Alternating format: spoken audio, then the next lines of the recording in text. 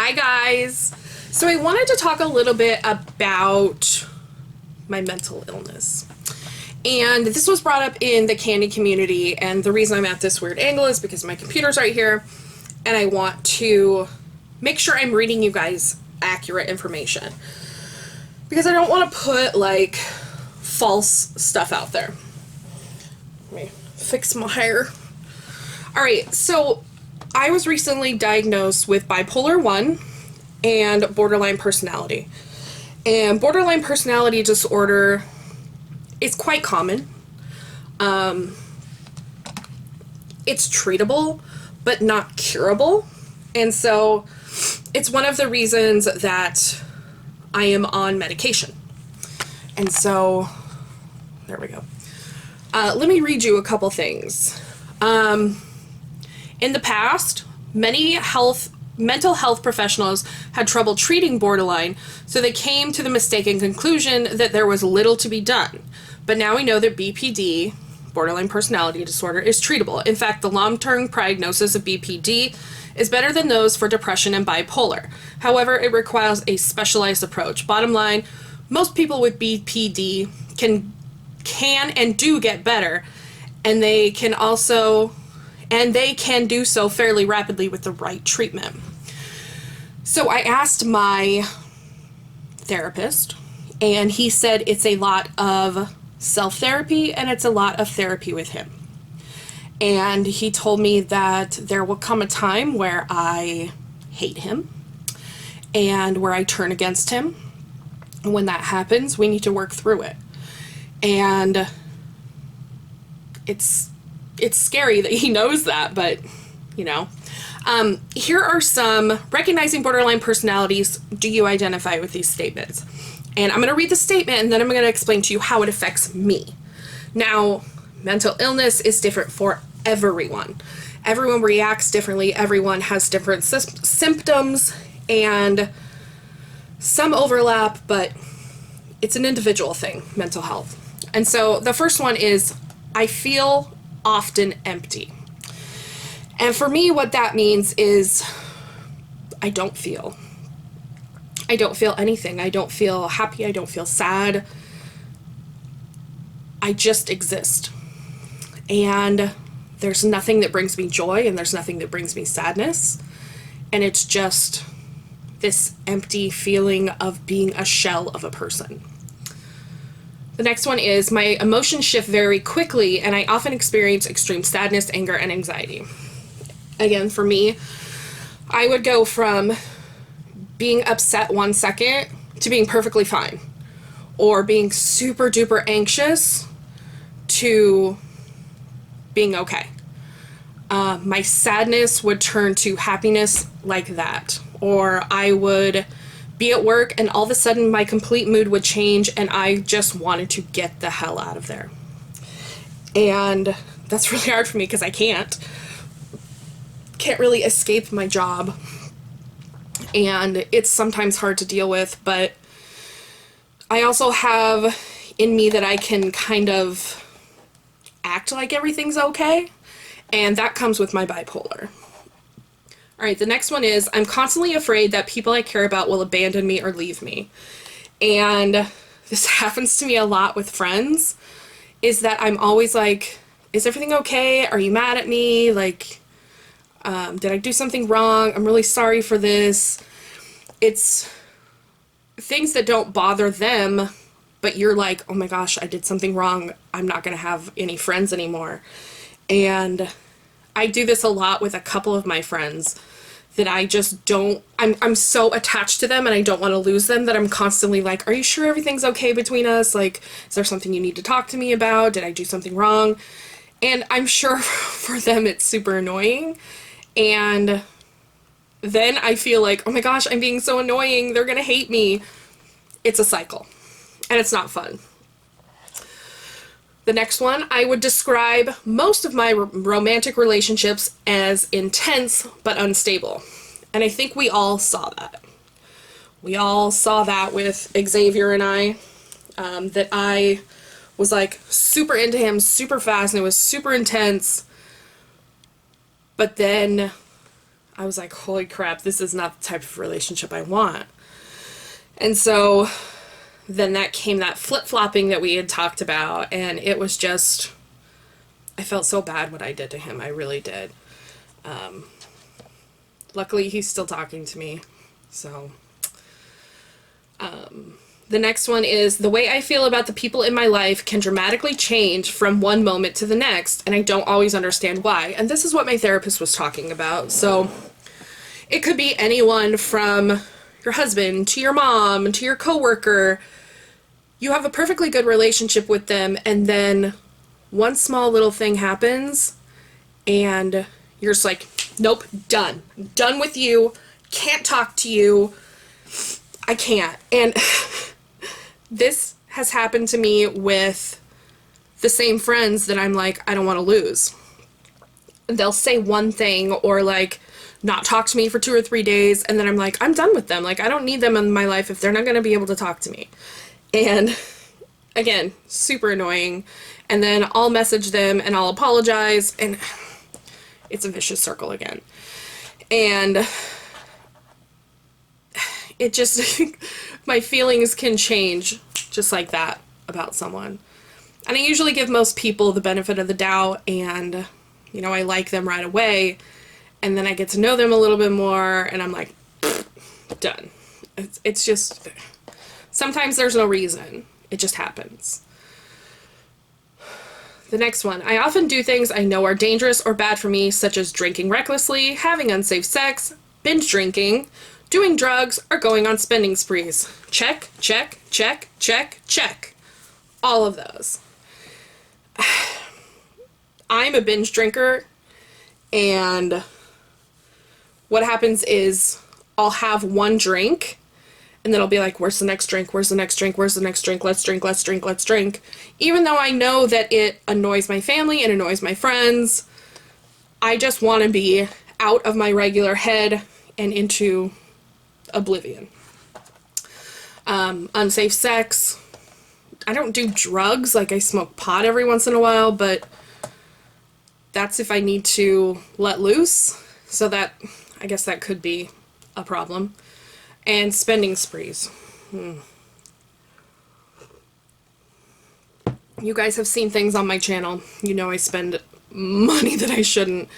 And now I'm not in trouble, but my credit card is higher balance than I would like it to be. I forgot my coffee pot and my washer are going. The next one is, I've attempted to hurt myself, engaged in self-harm behaviors such as cutting or threatened suicide. We all know that I attempted suicide back in April, and I am a former cutter. I did that in my late teens for about a year, and I always cut myself on my stomach so that no one would see it, and it was the part that I hated the most about myself. And it's not a good behavior to have, but at the time it relieved some of that pain that I was having, like mental pain, like, you know, didn't know what was happening to me. And I just, yeah, I've never really talked about my cutting before. If you've ever seen the movie The Secretary, I think she really goes through a lot with her cutting and her self-harm that can be really helpful to people. The rest of the movie is about, like, domination and stuff like that, so you don't really need to watch that, but I think they really cover her cutting and her self-harm a lot, and I think they do a really good job at it. And the final one is, when I'm feeling insecure in a relationship, I tend to lash out or make frantic gestures to keep the other person close. And so what this can include is faking a pregnancy, or, you know, giving them guilt trips or ultimatums. I'm not super into that one, but, like, I don't do stuff like that a lot, so I can't give you, like, an example of what I had done, but those are some examples that my therapist and I talked about. And so those are kind of like ways to recognize if you have BPD. And it's, like I said, it's tough. So borderline personality is not a chemical imbalance in your brain. It is a personality disorder. And it can be brought on by trauma, abuse. It kind of goes hand in hand with post-traumatic stress and abandonment issues.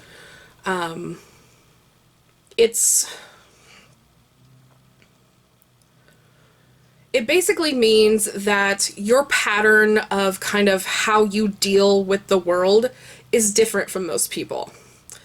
And you don't act the way that most people do. You don't react to things. And for me, this kind of came out when the Q&A went out, and I liked comments that I shouldn't have, and you know, I kind of lashed out when I saw people being super mean to Xavier about his sexuality. And for me, that was kind of a wake-up call that I needed to get a handle on this. And luckily for me, I had a therapy appointment like 2 days after. And it all accumulated in just a mental breakdown for me. My bipolar, my BPD, and I was also PMSing, all came crashing down together, and it was an absolutely awful 3 days. I didn't stop crying for 3 days, and it was, while it was a bad experience, I should not have reacted the way I did. And I was reacting one way, and my brain was being like, you shouldn't be reacting like this. It's not that big a deal. You apologized, you put the apology type video out, this is over and done with. And it just, it went crazy. Some of the self-help tips that both my therapist and this website are giving is calming the emotional storm. And you can do that by kind of taking yourself out of the situation and being like, is the way I'm reacting to this logical, and is it appropriate? And I have started journaling. I believe I got this from Jen. I've started journaling how I feel every day and how I react to certain situations, and it's really helped me to kind of focus on how I'm feeling, just how I'm feeling and how I react to things. You can learn to control impulsivity and tolerate distress. So again, that's taking your emotions and getting in touch with them, riding through the intense feelings that you're having, and keep telling yourself that this is okay to feel this way, but it's not normal. Does that make sense?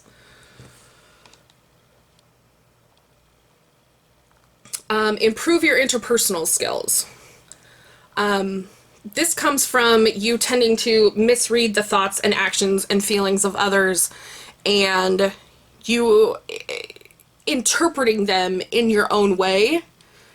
And so you need to step back, think about what they've said, and then react.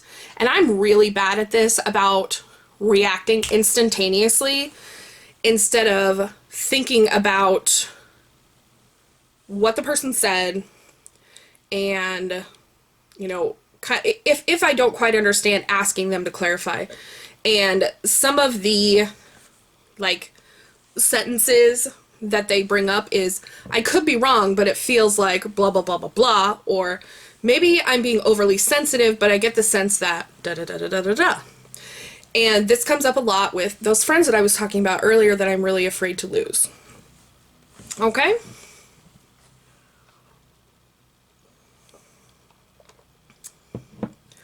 So, diagnosis and treatment.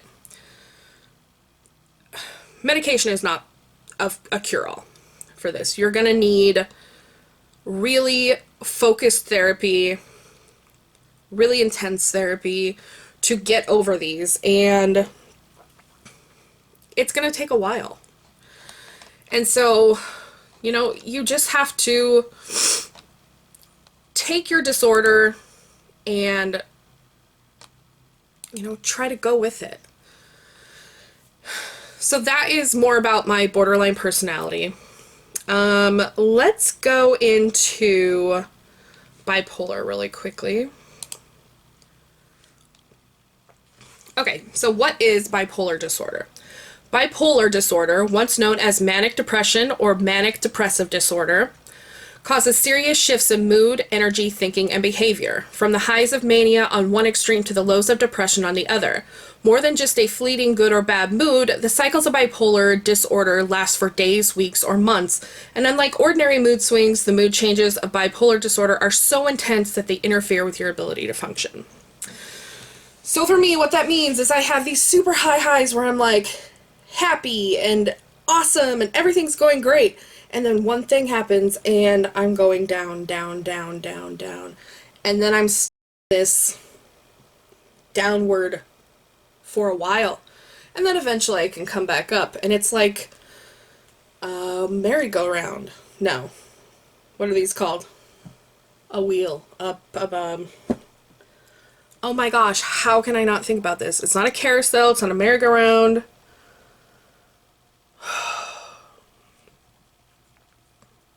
It's like the London Eye.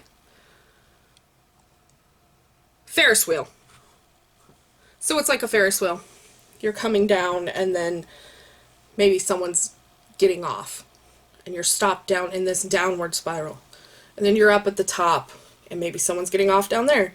You can be up here for a little while, and then it's down and up and down and up, and it's exhausting.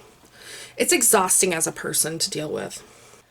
So, signs and symptoms of bipolar disorder. The mania symptoms, it can be really bad. Let me give you, common signs and symptoms of mania include feeling unusually high and optimistic or extremely irritable. Unrealistic, grandiose beliefs about one's abilities or powers.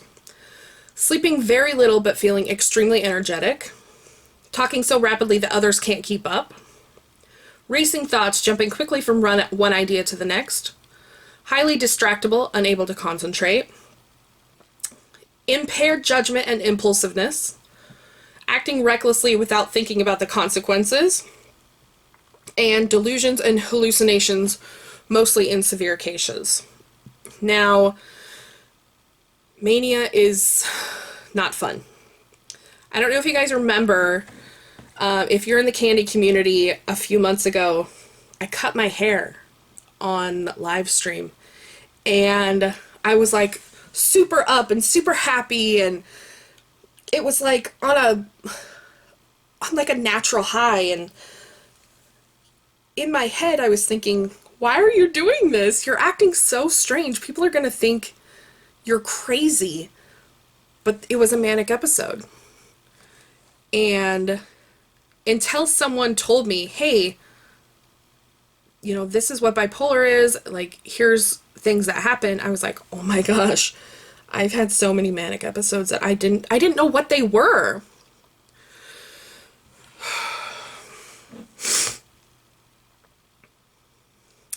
Some people with bipolar develop rapid cycling, where they experience 4 or more episodes of mania or depression within a 12-month period. Mood swings can occur very quickly, like a roller coaster, randomly moving from high to low and back again over a period of days or even hours. Rapid cycling can leave you feeling dangerously out of control and mostly occur if your bipolar disorder symptoms are not being adequately treated. So bipolar 1 disorder, mania or mixed episodes. This is the classic manic depressive form of the illness, characterized by at least one manic episode or mixed episode. Usually, but not always, bipolar 1 disorder also involves at least one episode of depression. And for me, it's a lot of depression and a few highs. Bipolar 2 disorder, you don't experience full-blown manic episodes. Instead, the illness involves episodes of hypomania and severe depression. they say what hypomania is. Hypomania symptoms. Hypomania is a less severe form of mania. In hypomanic states, you'll likely feel euphoric, energetic, and productive, but will still be able to carry on with your day-to-day life without losing touch with reality. Treatment for bipolar. Bipolar requires long-term treatment. There is more to treatment than medication. Again, extreme therapy. It's best to work with a psychiatrist for bipolar, and that's kind of what I've done. Now, the last time I was at therapy, my doctor, he didn't prescribe, he suggested a book called I Hate You, Don't Leave Me. And it explains a lot about BPD. And it's really, really helpful. I got it on Audible, and I've been listening to it, and I didn't realize how much BPD had affected my life. And I'm not using it as an excuse, but it explains a lot for me, and it explains how I react to things and how I can better treat those things. And I don't know, it just helped me a lot. And I want to thank Nina from the community for bringing up BPD and, you know, asking me to kind of talk about it. For me, living with BPD is learning to change the way I think about things and change the way I treat my mental illness, and sharing with you guys my experiences, because hopefully I can help some of you and we can fight this thing together. I've only been diagnosed, like officially diagnosed with both of these for the past maybe a month, 2 months. And it was really eye-opening when I got my diagnosis, because I wasn't just crazy. There was something to put with these actions, and it made me feel a lot better. And so if you're having issues, I really push you to go get yourself checked. You know, just say, hey, you know, I've been struggling with such and such. You know, is this something that we can discuss? Is this something that we can look at? And if you don't want to be on medication, that's fine. You don't have to be on medication. I know for myself personally, if I am not on my depression medication, which I take Effexor, I take 300 milligrams a day. If I'm not on that, I'm a mess. I'm an absolute mess. And I can't function properly. And even with that, I'm also on a mood stabilizer. And that mood stabilizer has really helped not to have so many of these ups and downs that I was talking about. And it's also helped me to clear my brain a little bit and stay focused. I have a really hard time, especially at work, staying focused on one thing. And I think it has to do with, obviously, my bipolar, but I don't get to take many breaks because I'm kind of not chained to my desk, but I can't really leave. Like, even if I go to the bathroom, sometimes the phone is ringing off the hook. And so I don't get a lot of chance to step away from my work. And so I kind of mentally do that. I kind of mentally step away from my work.